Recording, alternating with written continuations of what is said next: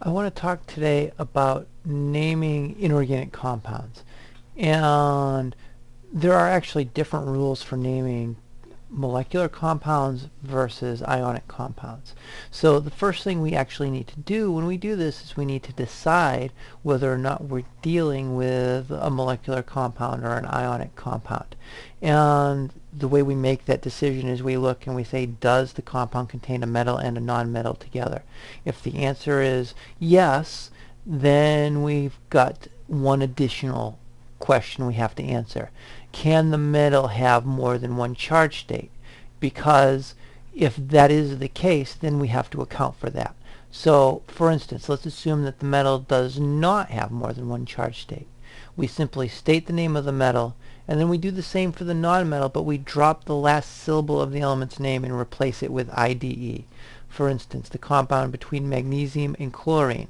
We say magnesium, we drop the INE from chlorine, we call it chloride, magnesium chloride. Notice we don't have to account for that 2 at all. Likewise, for cesium oxide, we don't have to account for the 2 in front of the cesium. And sodium iodide, again, we say sodium, the other element is iodine, we drop the INE and we replace it with IDE to get iodide, sodium iodide. If the metal can form multiple charge states, multiple oxidation states, we have to account for that. So for instance, iron can be +2 or +3. We have to state which one we're talking about in the name. In this case, we're talking about iron 3, so we do that by saying iron and putting the 3 in Roman numerals in parentheses. The rest of the naming is the same as if the metal did not have multiple possible charge states. So iron 3 oxide. For tin, in this case, it's tin with a 2 oxidation state. Tin could be +2 or +4, so it's tin 2 chloride. And in this case, mercury 2 sulfide. I want to point out to you that I've written the names for iron and tin here. We also can refer to iron 3 as ferric and tin 2 as stannous. Those are older naming systems that you still encounter sometimes. The iron 3 is ferric, the iron 2 would be ferrous. And likewise, the tin 2 is stannous, the tin 4 would be stannic.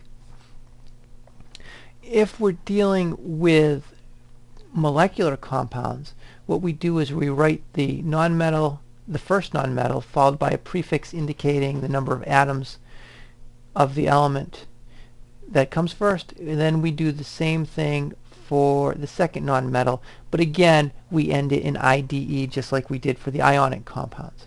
So in the examples we've got here, we've got N2O is dinitrogen monoxide, and looking at nitrogen again, N2F4 is dinitrogen tetrafluoride. You'll notice when the first element contains only one, we don't have to say mono in front of the first. So carbon monoxide contains one carbon and one oxygen, but we don't refer to it as monocarbon monoxide. We only say the mono after the, or excuse me, before the second nonmetal. Likewise, silicon dioxide, we don't call it monosilicon dioxide. If there's no prefix for the first one, it's assumed that it's mono.